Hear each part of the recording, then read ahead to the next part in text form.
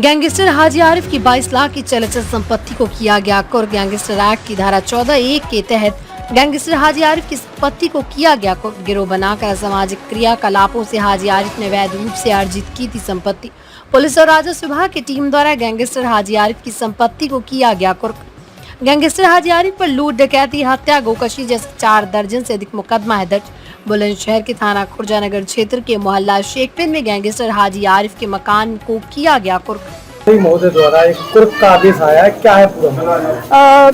अपराधियों एवं आपराधिक गतिविधियों को पर अंकुश लगाने के क्रम में आज दिनांक 26 अगस्त 2025 को थाना खुर्जानगर पुलिस के द्वारा गैंगस्टर एक्ट की धारा 14(1) के अंतर्गत श्रीमान जिलाधिकारी महोदय के आदेश के क्रम में अभियुक्त आरिफ पुत्र यामीन निवासी मोहल्ला शेख पेन थाना खुर्जानगर के अपराध से अवैध कृत्यों से जनित संपत्ति कुर्क की गई है।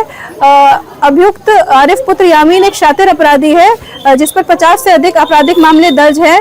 यह एक संगठित गिरोह बनाकर अवैध धन अर्जित करता है, जिसके क्रम में यह गौकशी, हत्या एवं हत्या के प्रयास जैसे जघन्य अपराध करता है।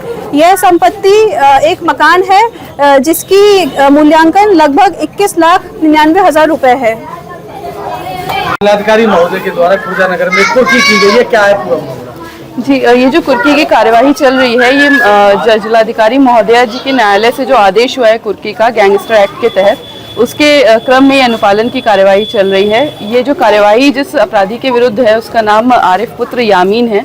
जो जिलाधिकारी महोदय के न्यायालय के आदेश पे लिखे हुए कुल अपराध हैं, वो उसके विरुद्ध 22 मुकदमे कुल दर्ज पाए गए हैं, जिसमें गोवध अधिनियम है, आर्म्स एक्ट है, पशु क्रूरता अधिनियम है और उसके अलावा जो भारतीय दंड संहिता के भी कुछ अपराध उसमें मेंशन्ड हैं।